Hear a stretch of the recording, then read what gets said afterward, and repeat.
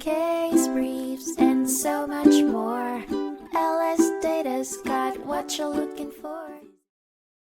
In 1897, the Supreme Court of the United States heard the case of Underhill v. Hernandez, which centered on the principle that foreign governments are generally immune from liability in U.S. courts for actions taken within their own country by their officials acting in their official capacity. The case arose from a 1892 civil war in Venezuela, when a waterworks and repair company owner sued military commander Hernandez for damages allegedly caused to his property.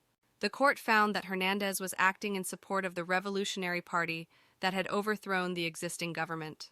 As such, his actions were deemed to be those of a military commander representing an independent sovereign state.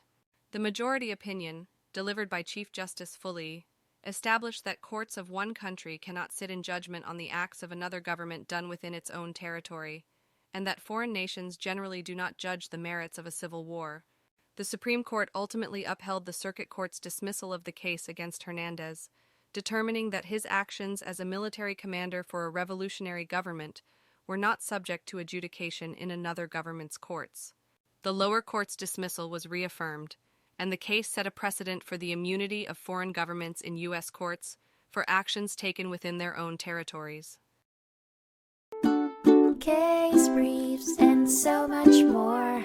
LSData's got what you're looking for. Visit lsd.law, elevate your mind. Leave the stress of class.